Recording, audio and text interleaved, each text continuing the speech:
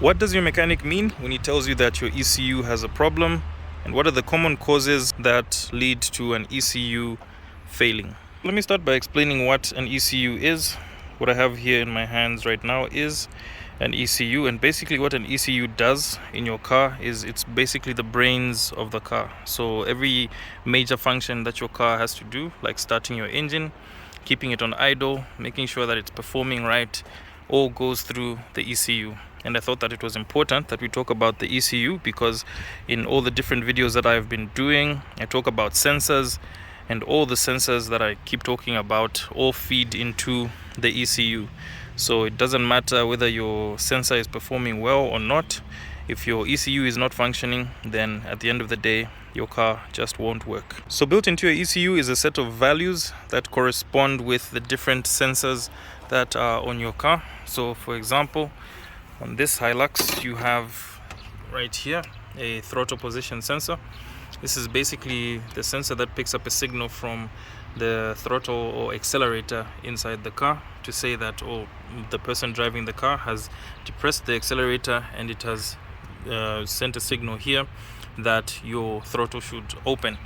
So what that does now is sends a signal from there, your throttle position sensor, to the ECU, and then the ECU makes its calculations to say how much power should be sent, how much fuel and should be sent to the engine, and then your engine makes power.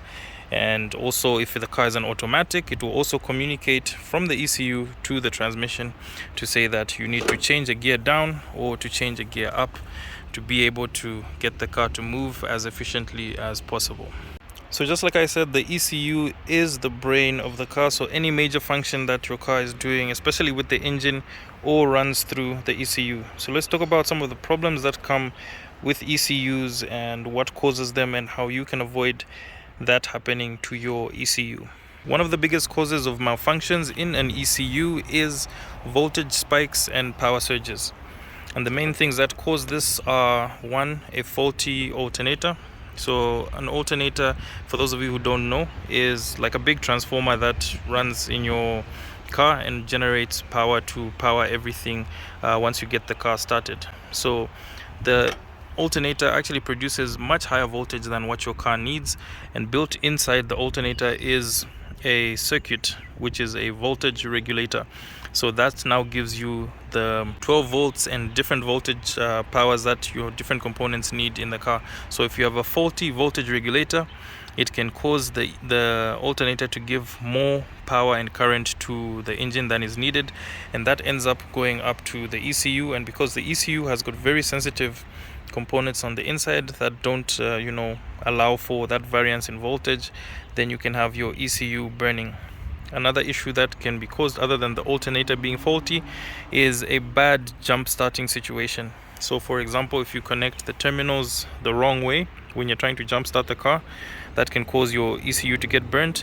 But also, if you have a car that has a bad voltage regulator and you try to jump start it, that can send more voltage to the ECU than is needed, and that will end up burning your ECU. There's a number of cars that I've seen go through this same issue where you try to jump start somebody and then end up burning your ECU.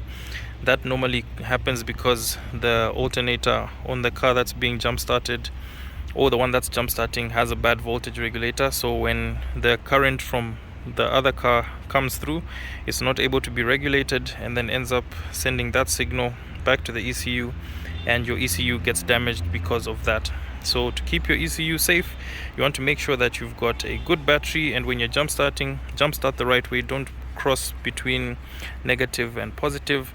And also just make sure that your alternator is performing correctly. If your alternator has an issue, it will normally show up on the dashboard with the battery light, and that's also a signal coming from the ECU. So you want to make sure that you have that checked so that your alternator is running perfectly and you won't have problems with burning your ECU. Another thing that can cause a malfunction in your ECU is a short circuit on a sensor. So for example, this sensor here, some of these sensors actually carry a voltage within, and you see it's got two cables there.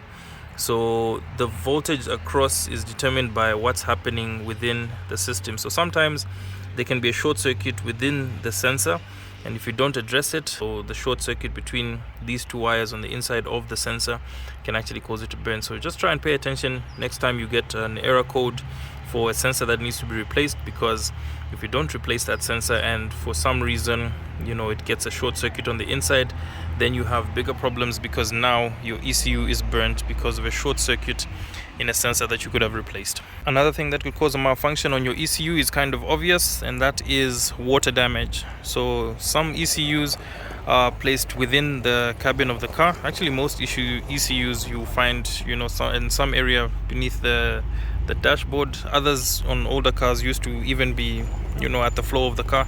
So if you get water into your car for any reason, maybe you left the door open when it was raining and water gets to the ECU, then your ECU could get water damaged. It's an electrical component, and obviously electrical components don't do well with water, so that could damage your ECU. The last thing you want to look out for when you're talking about ECUs and their malfunctioning is a software malfunction. Now this one is pretty much not really up to the driver. When your ECU has a problem with the software, like the software is glitched, you might see things like misfiring from your engine and just different performance issues that you can't really explain. So sometimes it might help you out if you just take an extra minute to take a look at your ECU, because your ECU might just have a software glitch. On older cars, you find that it's not really an issue, but on newer cars, especially German cars that have so many different modules going into the ECU that have to boot up, if you continuously remove your battery to do different things and connect it back, you can find yourself having a software glitch, because the ECU keeps on getting interrupted in that case. But on average, you probably won't get a software glitch, but it's just something that you can note as a problem that could show up on your ECU as well.